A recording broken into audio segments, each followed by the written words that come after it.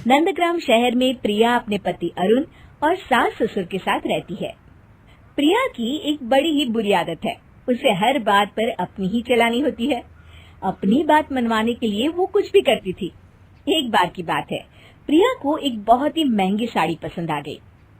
सुनिए जी, ये साड़ी कितनी अच्छी लग रही है ना? हाँ, अच्छी लग रही है, पर अगर इसे मैं पहनूंगी तो और अच्छी लगेगी ना?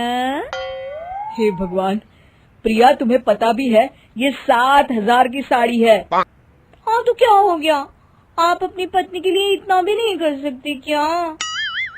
प्रिया अरुण से रूठ जाती है और उसकी नौटंकी शुरू हो जाती है।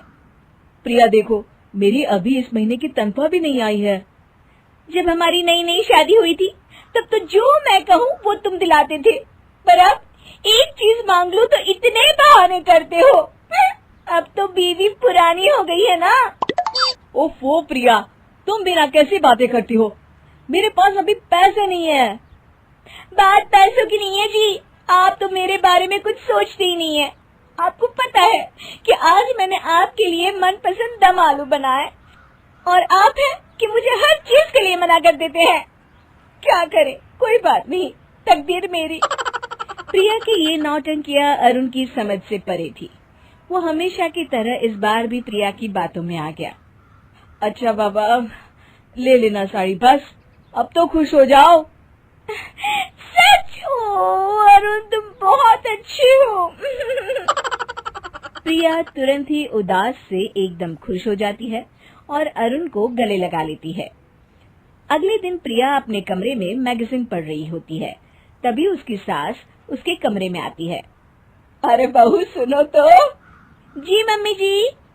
बहू, वो रविवार को हमें अरुण के ताऊ जी के घर जाना है, तो तुम और अरुण पैकिंग कर लेना, अगले दिन वापस आ जाएंगे, ठीक है बेटा? प्रिया कमरे में बैठी ये सोच रही होती है कि कैसे ये प्लान कैंसिल करे। रविवार का तो मेरा शीला की पार्टी में जाने का प्लान था।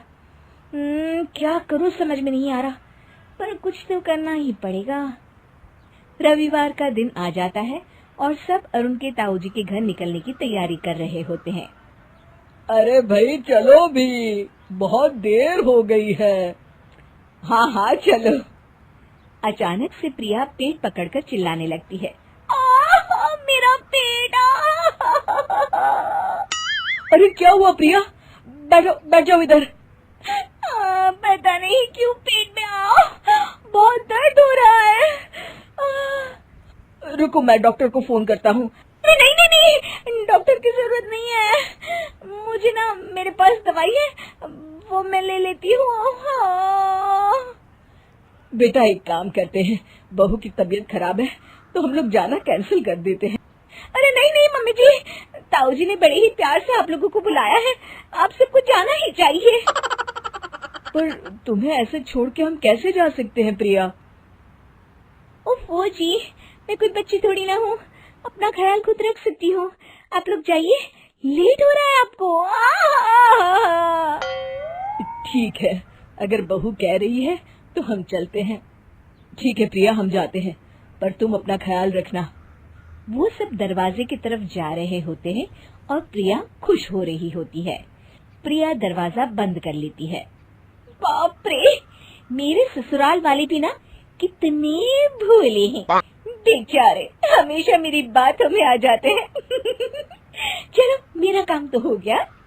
प्रिया शीला की पार्टी में जाने के लिए तैयार होती है और तभी अरुण का कॉल आ जाता है।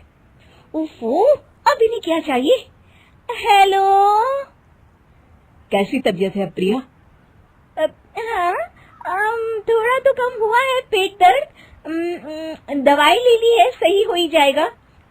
अच्छा सुनो, हम ना वापस आ रहे हैं, ताऊ जी के गांव में बहुत बारिश हो रही है, तो उन्होंने कहा है कि सड़कें बंद हो जाएगी, तो आप यहाँ पर मत आइए। हाँ हेलो, ठीक है ठीक है ठीक है, चलो रखती हूँ फोन। अरुण बाद में करते हैं बात, तबीयत ठीक नहीं है ना। प्रिया अरुण का फोन काट देती है और पार्टी में जाने के लिए तैयार हो जाती है। पार्टी में जाने के लिए तैयार होने के बाद जैसे ही वो दरवाजे तक पहुंचती है, खुशी के मारे वो गुनगुना रही होती है। ला ला ला ला ला ला ला ला। पर दरवाजा खुलते ही सामने अरुण और उसके सास ससुर खड़े होते हैं। उन्हें देखकर वो चौंक जाती है और वो सब लोग प्रिया को देखकर चौंक जाते हैं। अरे तुम तो एकदम ठीक लग रही हो, फोन पर तो ऐसा लग रहा था जैसे कितनी बीमार हो। वो तो मैं हुई।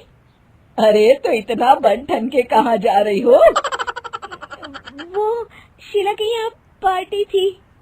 इसका मतलब तुमने हमसे झूठ बोला, तुम ताऊ जी के घर नहीं आना चाहती थी, है ना?